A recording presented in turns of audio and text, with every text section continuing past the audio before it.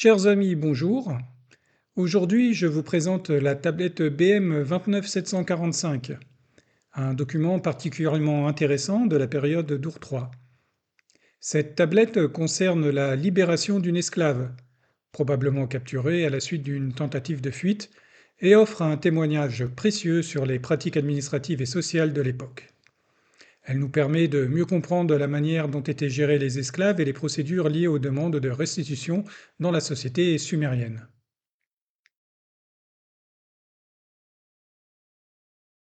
La tablette BM 29745, provenant de Nirsu, est rédigée en sumérien et appartient au genre des lettres d'ordre.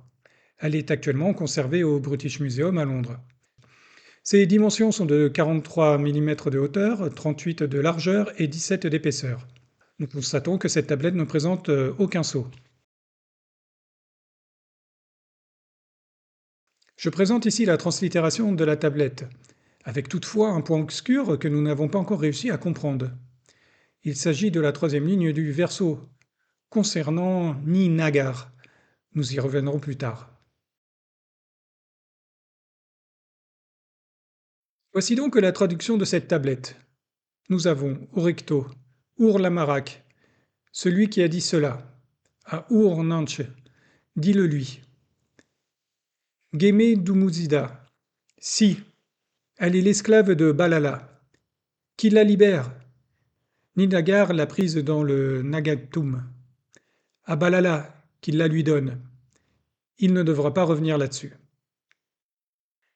Tentons maintenant d'éclaircir quelques points. Ur-Lamarak aurait été un gouverneur de Nirsu durant la troisième dynastie d'Ur, tandis que Balala serait un soukal selon la tablette BM 102-169. Le mot soukal, ou acadien soukalou, est d'origine sumérienne et désignait à l'origine une catégorie de fonctionnaires responsables de l'exécution des ordres du gouverneur ou du roi. Les traductions rencontrées dans la littérature incluent vizir, secrétaire et chancelier. Vizir est aujourd'hui considéré comme la traduction standard. Le Nagaptum serait un lieu destiné à l'engraissement du bétail. Concernant Ninagar, il pourrait être interprété soit comme une forme verbale à la troisième personne singulier Maru, soit comme un nom propre ou une profession. Ici, la forme verbale ne colle pas au texte. Nous avons donc soit une profession, soit un nom propre. Nous en déduisons que Ur-Lamarak ordonne à Ur-Nanche de faire libérer une esclave, c'est-à-dire Gémé Dumuzida, qui appartient légalement à Balala, après qu'elle a été saisie ou retenue par Ninagar dans le Nagaptum, et de la restituer à Balala, sans possibilité de contestation ultérieure.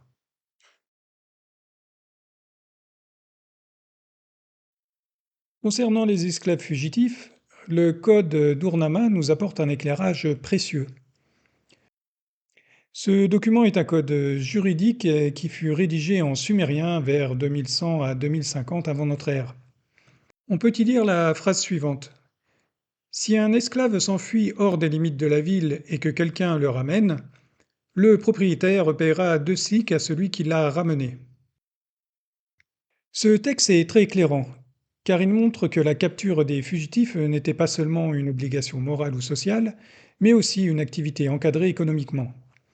En offrant une rémunération fixe, la loi incite concrètement n'importe quel individu, voisin, voyageur, agent économique, à intervenir pour récupérer un esclave en fuite. On est donc face à un système où la responsabilité est décentralisée, mais soutenue par une logique d'incitation financière. Cela implique plusieurs choses importantes. D'abord, la fuite d'esclaves était suffisamment fréquente pour nécessiter une régulation précise. Ensuite, il existait une forme de marché implicite de la capture où ramener un fugitif devenait une action rentable. Enfin, cette règle montre que la restitution d'un esclave relevait avant tout d'un droit de propriété strictement protégé, mais dont l'exécution reposait sur la collaboration d'un tiers. Si le mot ninagar est un nom propre, il pourrait désigner soit un professionnel de la chasse aux esclaves fugitifs, soit un agent économique ou institutionnel ayant retenu l'esclave dans le nagaptum. Son rôle implique donc une certaine autorité pratique, lui permettant de retenir ou d'utiliser une personne dans un cadre de travail structuré. Cependant, cette autorité reste limitée sur le plan juridique, puisqu'il ne détient aucun droit de propriété sur elle et se voit contraint de la restituer à son propriétaire légitime sur un ordre explicite.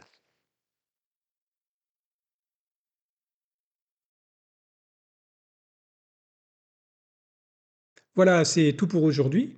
J'espère que cette vidéo vous aura plu et je vous dis à la prochaine.